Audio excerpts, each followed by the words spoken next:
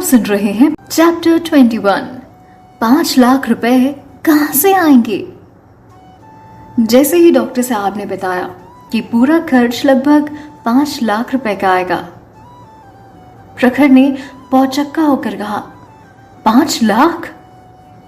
इतना बड़ा अमाउंट सुनकर ही प्रखर को चक्कर आने लगे। अगर उस वक्त वो अपना सब कुछ भी बेच देता तो उसके पास 50,000 से ज्यादा पैसे इकट्ठा नहीं हो पाते। जो लोग 2,000 रुपए से अपने घर के 1 महीने का खर्चा चलाते थे, वो भला अचानक से 5 लाख रुपए कहां से लाते। हालांकि प्रखर जानता था कि उसके पापा की हालत धीरे धीरे खराब होती जा रही थी। पिछले 2 सालों से वो अपने पापा की हालत सिर्फ खराब होते देख रहा था और उसे अंदाजा था कि एक दिन ऐसा जरूर आएगा। और फिर किडनी ट्रांसप्लांट कोई आम बात तो नहीं थी। उसके लिए डोनर मिलना, वो भी इतने कम समय में, बहुत ही किस्मत की बात थी। सच कहें तो ऐसा दूसरा मौका नहीं मिलने वाला था। ये बात प्रखर और तान्या दोनों अच्छी तरह से जानते थे। पर फिर वो ये 5 लाख रुपए कहाँ से लाते? अपने आप में ये एक बहुत बड़ा सवाल बन चुका था।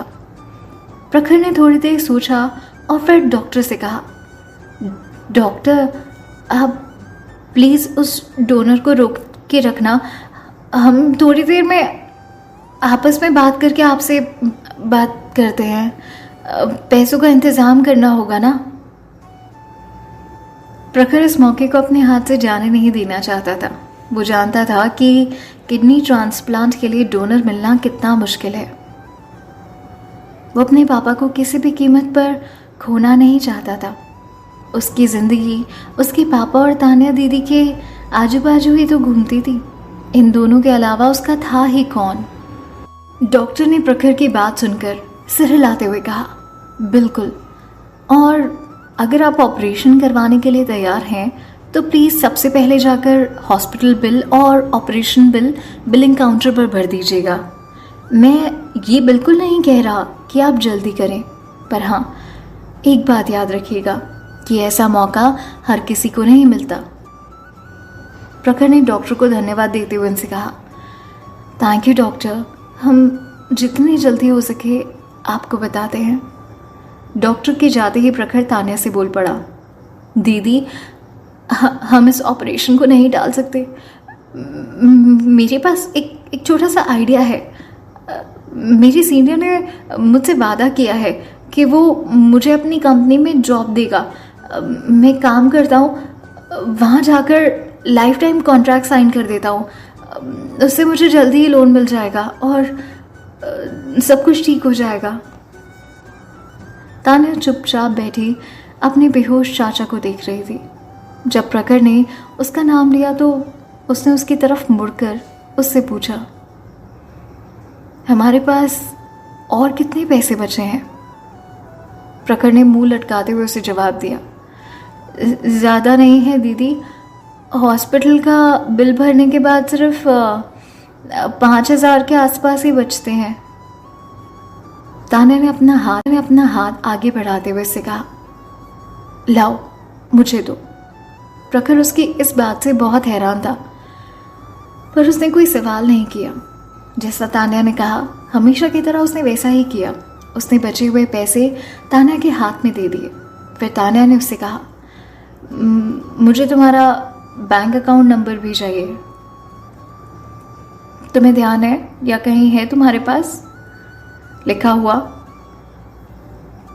फाइनली प्रखर ने उससे पूछ ही लिया, दीदी, आपके दिमाग में चल क्या रहा है? मेरे बैंक अकाउंट नंबर का आप क्या करोगी? ये बहुत वैलिड सवाल था।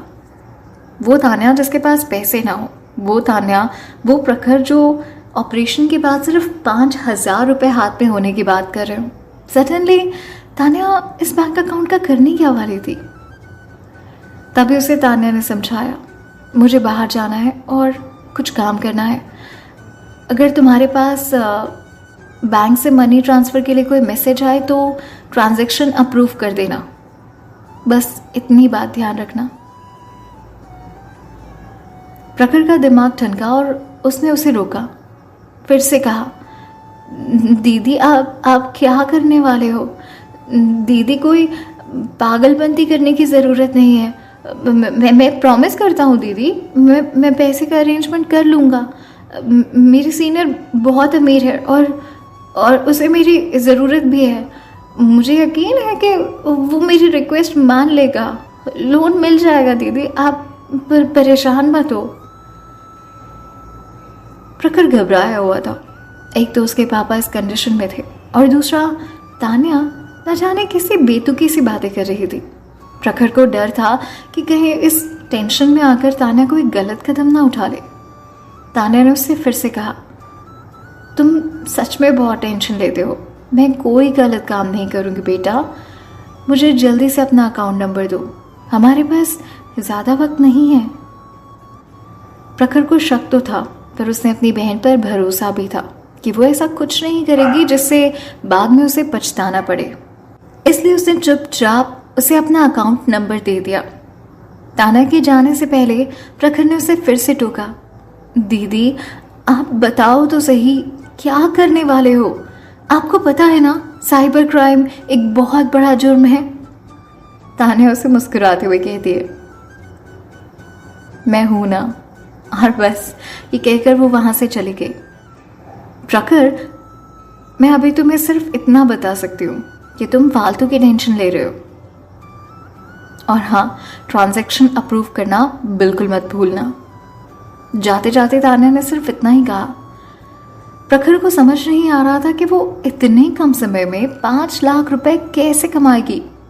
माना कि उसके प्रोग्रामिंग स्किल्स बहुत अच्छी हैं, पर उससे भी तो इतने कम समय में इतने सारे पैसे नहीं कमाए जा सकते ना। और आखिर अगर प्रोग्रामिंग से ऐसा हो भी सकता तो आज हर इंसान कहीं ना कहीं प्रोग्रामर होता।